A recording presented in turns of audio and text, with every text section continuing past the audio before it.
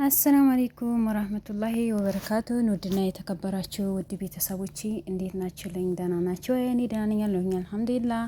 እንደው ክርስቲያን ወገኖቼ ሰላም ሰላም ብያለሁ። ባላችሁበት አላህ ሱብሃነሁ ወተዓላ ይጠብቃችሁ። ሁላችሁም ሀገራችን አላህ ሰላም ያርግልን። በሰላም እንደወጣን አላህ በሰላም መልሰን በድጋሚ መልካም ረመዳን የረመዳን ስራ አላህ ሱብሃነሁ ወተዓላ ቀለል ያርግላችሁ። አላህ ያግዛችሁ። ሁላችሁም መልካም ረመዳን ብያለሁ። ይኸው ዛሬ በአዲስ ቪዲዮ መተናል። የዛሬ ቪዲዮ ትንሽ ግራም ያገባ የሚያስደነግጥ ቪዲዮ ነው።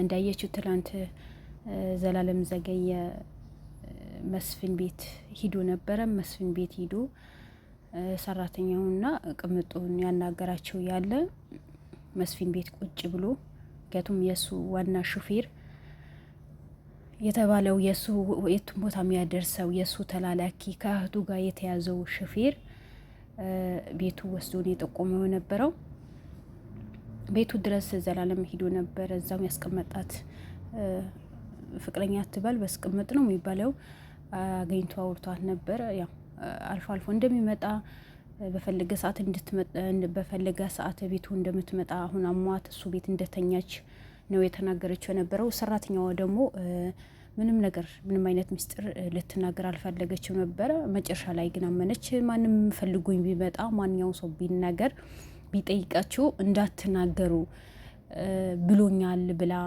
ያወራች ያለ መቶ በር ተንኳክቶ ነበረ። ሲወጡ ጊዜ ዘላለም ዘገየ ሲወጣ ጊዜ ደግሞ የሱ ቤት የሚሸጥለት ደላላና የሱ የቅርብ ጓደኛው ሁሉ ነገር የሚያስተካክልለት ክንፈ የሚባል ሰው ነው የቤት የመጡት የነበረው። ይህን ምንድነው የሚያመለክተው? እነ ስራይና ዘላለምን የት እንደሚገቡ የት እንደሚወጡ የሚከታተላቸው ሰው አለ ማለት ነው። ምክንያቱም መስፍን በጣም ስለፈራ አሁን ምሳሌ ባለፍ እንታረቅ ብሎ ሽማግሌ ላከ፣ ደብዳቤ ላከ። ትላንት እንዳያችሁት ከሆነ የገዛ ልጁ የነስራይን እንዳገታት ከጓደኞቹ ጋር መጥቶ አግቷት እንደወሰደ ነው ማስረጃ የላከው አቀናብሩ እንጂ የነስራይን መቼም እንደዚህ ነገር አያደርግም። የሀቅ የቆመ ሰው ነው እንጂ ሰው የሚያግት ሰው አይደለም። ሌባ ራሱ ሌባ ስለሆነ ሰው ማያምን የሚባለው እውነት እኮ ነው። ይሄ የራሱ አጭበርባሪ ስለሆነ በሰው ህይወት ስለሚቀጥፍ ሁሉ ሰው እንደዛ ይመስለዋል። ሆነም ቀረ ትላንት እነዛ ሰዎች መጥቶ በር ያንኳኩ። ዘላለም ዘገየ ሲወጣ ሩጦ ነው ያመለጡት የነበረው። ግን ደላላው ተያዘ፣ ክንፍ አምልጦ ነበር።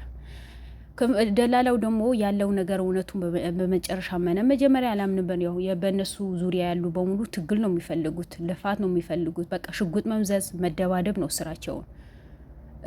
እንደዛ ካልተደረገ በስርዓት ፍቅር የሚባል ነገር አያውቁም። ፍቅር አልተማሩም። ምክንያቱም መጥፎ ነገር ነው የሚያስተምራቸው መስፍን ተብዬው ማለት ነው። እና ዛሬ ደግሞ በድጋሚ ክንፈ ቤት ሂደው ነበረ። ክንፈ ቤት ሂዶ ልጅቷ ሚስቱን የክንፈ ሚስት ምንም ነገር አላምንም፣ እቁብ ነው የሚጥለው። እቁብ በመጀመሪያ ተቀብሎ ነው ይሄን ያህል የሚያደርገው። እቁብ ዝም ብሎ ይጣላል እንዴ? ወይስ ሰብሳቢ ብር ስለሚሰበስብ ብቻ ነው ብር እቁብ በመጀመሪያ እቁብ የሚሰጠው? በእርግጥ ሰብሳቢና ጸሐፊ የመጀመሪያና የሁለተኛ እቁብ ነው የሚወስዱት። ከዛ በኋላ ነው እጣም የሚወጣው። ይሄ ነገር ሁላችንም እናውቃለን። ሁላችንም ኢትዮጵያ ላይ ያለፍንበት ጉዳይ ነው። ነገር ግን ጸሐፊና ሰብሳቢ መጀመሪያ ቢያነሱ እነሱም እኮ እቁብ ይጥላሉ። ስለዚህ ይሄን እቁብ በትንሽ ነገር ጀምሮት ከፍ ብለዋል ነው ያለችው። በትንሽ እቁብ በተወሰነ ሰው ጀምሮት ከዛ በኋላ በጣም ትልቅ እቁብ ሆነዋል እና የመጀመሪያ የሚያነሳው እሱ ነው አለች። ወላኪን ያ እቁብ በመጀመሪያ ቢያነሳ እሱ ከየት አምጥቶን የዛ ህዝብ እቁብ በሙሉ የሚጥለው? ዋና የምንተዳደርበት እቁብ ነው አለች። ቤታችን ያሳምር ነው ምናን መጀመሪያ ላይ ምንም ነገር አልነበረንም። አሁን ነው በዚህ በቁብ ነው እዚህ የደረስ ነው። እኔ የቤት እመቤት ነኝ አለች። ስለዚህ በቁብ ያ ቁብ የዛ ህዝብ ሙሉ ዙሮ የሚጠለት ቁብ ከየት አምጥቶ ነው የሚጥለው? የመጀመሪያ ያንሳ ሀቅ የታወቀ ነው። ጻፊም ሆነ ሰብሳቢም የመጀመሪያ ቁብ ያነሳሉ። ይሄ ሀቅና ሀቅ የሆነ ነገር ነው። ግን ሳይጥል ነው ሰው ያ ሁሉ ዝም ብሎ ቁብ ሰብስቦ የሚሰጠው? ወይስ ያንቺ ባለቤት ስለሆነ ነው በነፃ ቁብ የሚሰጠው?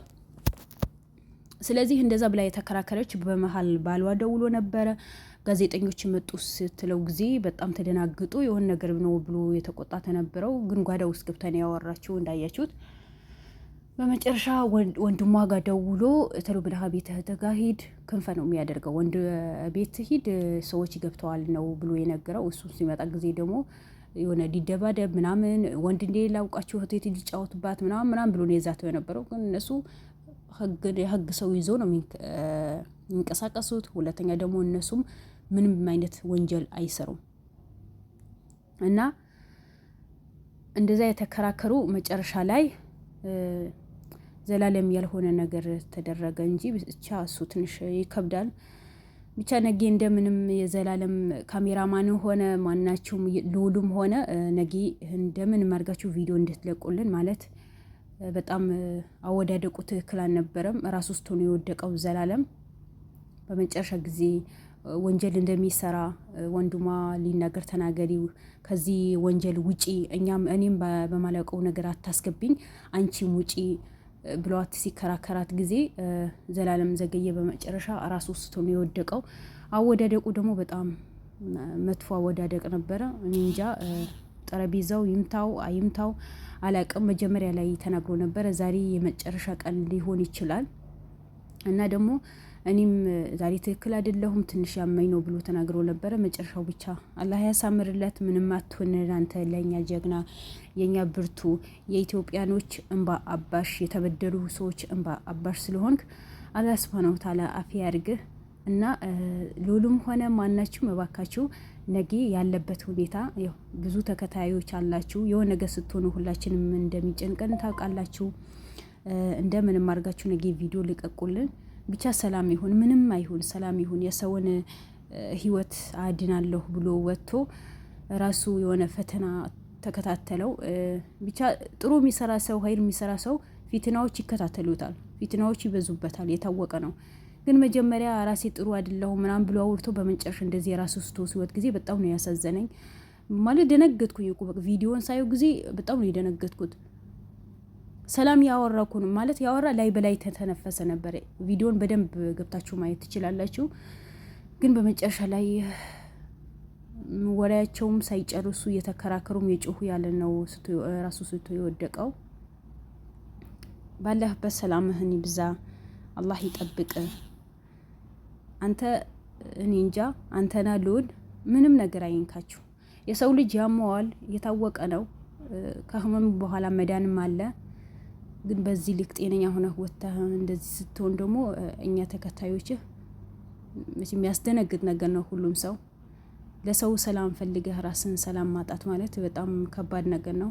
ግን አንተ ለብዙዎች እንባ አባሽ ስለሆንክ፣ ለብዙ የተቸገሩ ሰዎችን ደራሽ ስለሆንክ ለአንተ ደግሞ ፈጣሪ ይደርስልሃል። መቼም አትመመኝ ተብሎ ዶ አይደረግም። ከህሙ አድነኝ ማለት ነው። ሁላችሁም ግን ለዘላለም ጤነኛ እንዲሆን ምንም እንዳይሆን በሰላም ወጥቶ ነበረ፣ በሰላም ከቤተሰቦቹ እንዲገባ ምንም ነገር ሳይነካው ይሄ የጀመሩት ኬዝ ጨርሰው የነስራይን ሆነ እሱ ይሄ ጨርሰው አፈዮ ብሎ የሚያርፉበት ጊዜ ቅርብ ያድርግላቸው። አሁንም የተቀራረቡ ነበረ። ዛሬ ትንሽ አስደንጋጭ ነገር ቢሆንም እንጃ ብቻ አላህ ሰላሙ ያምጣልን። ሁላችሁም ዱዓ አድርጉለት፣ ጸሎትም አድርጉለት። ይሄ መስፍን የተባለ ሰው የሆነ መንፈስ የሆነ ነገር በአንድ በኩል ሲባል በአንድ በኩል ሲባል በአንድ በኩል መጨረሻ ደግሞ ራሳቸውን ጤናቸው እንዲያጡ ነው የሚያደርገው። በሄደበት በሙሉ እንደሱ አረመኔ ሰዎች ናቸው ያሉት። በሄደበት በሙሉ ሰው ያፈራል። እንደ እንቁላል በየቦታ ነው የሚጥላቸው። እንደ እባብ እንቁላል በየቦታ ሰው ያፈራል። በየቦታ ሰው ያፈራል። አንዱ ተለቀመ ሲባል ሌላ ነው የሚመጣው። አንዱ ተለቀመ ሲባል ሌላ ነው የሚመጣው። እኔ ሰዎቹ ከየት እንደሚሰባሰባቸው ብቻ አላውቅም። ለካ ብር በዚህ ልክን ሰው ይገዛል። በዚህ ልክ ብር የሰውን አይምሮ ይቆጣጠራል። በአደቡ ብናደርገው ደስ ይላል። ምክንያቱም ሰው ነው። ሰው በሰው ላይ ሰው መተካት አይቻልም። በብር ላይ ደግሞ የፈለግነው ብር ጤና ካለን እድሜ ከሰጠን ፈጣሪ የፈለግነው ብር ማከማቸት መስራት እንችላለን። ግን ዋናው ጤና ነው። ዋናው ደግሞ ሰላም ነው። ዋናው ፍቅር ነው። ራስ በራሳችን ተሳስበን ስንኖር ራስ በራሳችን ደግሞ መተሳሰብ መደጋገፍ የሚባል ነገር አለ። ያ ነገር ስናደርግ ነው ሁሉ ነገር ሰላም ሆኖ በሰላም መኖር በሰላም መውጣት መግባት የሚቻለው። ግን አንዱ አውሬ ሆኖ አንዱ ህሊናው በብር ሽጦ አንዱ ደግሞ ሰላማዊ ኑሮ እኖራለሁ ብሎ የታገተ የሰራ በዚህ ልክ በሰው ህይወት መጫወት ደግሞ ጥሩ አይደለም። እና ብቻ ሰላሙን አላህ ሰላሙ ያምጣል። ሌላ ምን ይባላል? ሁሉም ነገር አላህ ሱብሃነሁ ወተዓላ አይደለም ያስተካክለው። እኛ አቅም የለንም። አቅም ያለው እሱ ሆነ አላህ ያስተካክለው። ዘላለም አላህ አፊያ ያርግ። ሰላም አለይኩም ወራህመቱላሂ ወበረካቱሁ።